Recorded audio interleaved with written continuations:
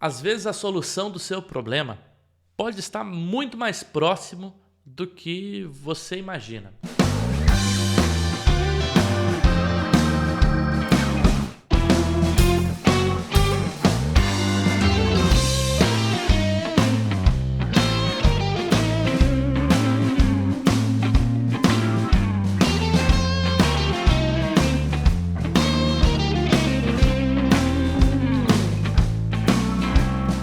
Olá, eu sou Wellington Casagrande e você está no Pausa para Teologia e eu quero te convidar a fazer parte desse canal, se inscrevendo nesse canal, ativando aí as notificações para você receber todas as vezes que a gente produzir um novo conteúdo. A gente procura aqui produzir devocionais, vídeos de teologia, conversas pastorais, né? A ideia é a gente conversar um pouquinho sobre fé, sobre religião, sobre Bíblia, né? Sobre esses temas. E se você gosta desse tema e quer fazer parte desse canal, se inscreva aí para a gente poder crescer juntos. Hoje, gostaria de pensar, né, aquilo que a gente falou no início.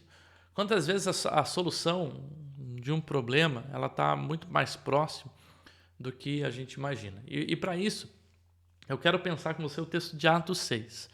Né? Atos 6, a gente tem ali no começo, os primeiros versículos, naquele evento onde há uma negligência por parte dos apóstolos quanto aos órfãos e às viúvas, e essas pessoas elas estão começando a passar necessidade na igreja primitiva. Então, uma série de pessoas começa a questionar os discípulos, e ele então sugere que essas mesmas pessoas pudessem então escolher entre elas 7 pessoas para cuidarem dos órfãos e das viúvas e cuidarem de servir a mesa, né, a fim de que que essas pessoas não passassem a necessidade. E aqui eu gostaria de trazer duas lições bem práticas e que emergem na leitura desse texto. Pelo menos quando eu estava lendo esse texto, foram duas questões aí que me apareceram enquanto eu lia o texto. Se a gente voltar lá para o livro de Atos, a gente sabe que capítulo 2 a gente tem ali o Pentecoste, e depois do Pentecoste começa então a expansão da igreja primitiva, né? O Espírito Santo guiando a igreja, muitas pessoas sendo convertidas, o evangelho se progredindo naquele local exponencialmente, o número de pessoas crescendo, né? E nessa multiplicação, nesse boom dessas pessoas, os apóstolos e os discípulos eles estavam preocupados na pregação da palavra, né? E tanto é que a resolução do problema no versículo 4 é isso: nós perseveraremos na oração e na pregação da palavra, e aí designem entre vocês pessoas para cuidarem dos órfãos e das viúvas, os diáconos, né? E aí no capítulo 6 a gente chega com esse problema, que é um problema grave na igreja, né? Porque há uma preocupação na conversão das massas, mas não há uma preocupação na vida real dessas pessoas, né? E eu não acredito que isso seja proposital, mas aqui a gente tira já a nossa primeira lição. E quantas vezes no ativismo do nosso dia a dia, a gente se ocupa com muitas coisas que são extremamente importantes. Ninguém diz, o ministério da palavra é extremamente importante, o ministério da oração também é extremamente importante, mas a gente pode negligenciar coisas que são essenciais, né? Que é o que também acontece aqui. Também cuidar dos órfãos e das viúvas, né? Como diz o Tiago, a verdadeira religião é também algo essencial e que faz parte do plano de Deus para o ser humano do seu reino, né? Então, no ativismo do dia a dia, esses apóstolos eles se esqueceram de coisas que eram essenciais, né? Ou às vezes nem se estavam a par de que estava acontecendo na igreja.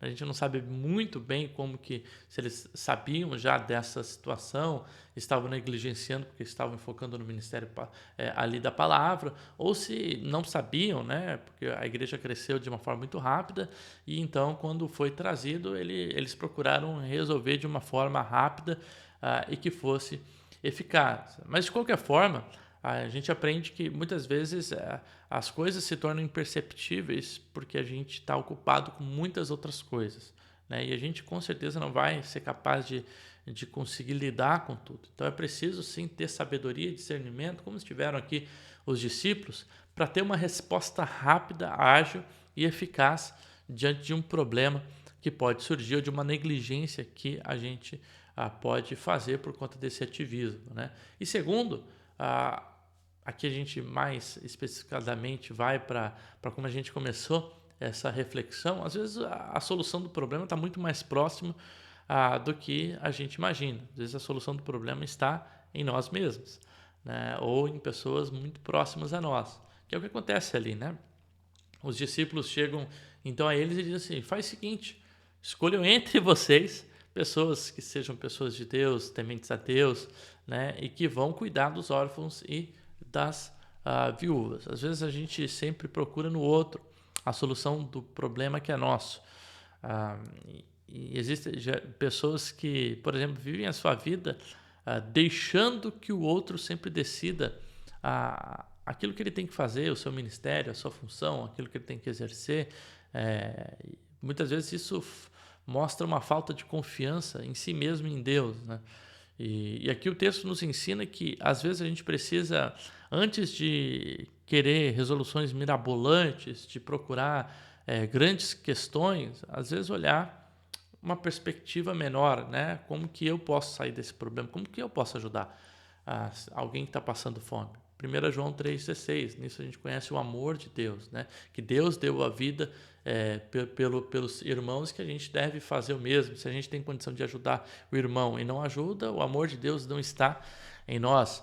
Ou seja, o texto nos leva a essa reflexão de que o amor de Deus ele se manifesta justamente nesse cuidado do outro, né? No cuidado dessas questões que às vezes a gente tem essa capacidade de ajudar. É uma cesta básica que a gente pode dar, é um dinheiro que a gente pode doar, é muitas vezes um ombro amigo, uma presença no momento que a pessoa precisa de conforto, é uma confiança que a gente tem que colocar em Deus de uma forma verdadeira, né? Então, muitas vezes a solução ela está muito mais próxima do que a gente imagina. A gente não precisa ficar procurando coisas mirabolantes e grandiosas como a gente procura, né? Ali quando Elias está na caverna, passa o fogo e Deus não estava no fogo, passa o vento, Deus não estava no vento, mas aí vem o Espírito de Deus, vem o próprio Deus, uma voz mansa e suave, né? Que a gente possa ter esse discernimento e procurar essa voz mansa e suave de Deus no nosso dia a dia, a fim de que a gente esteja mais atento e perceptíveis àquilo que Deus quer fazer na nossa vida. Que Deus possa abençoar a sua vida. E esse foi mais um aqui, Pausa para Teologia. Deus abençoe a sua vida.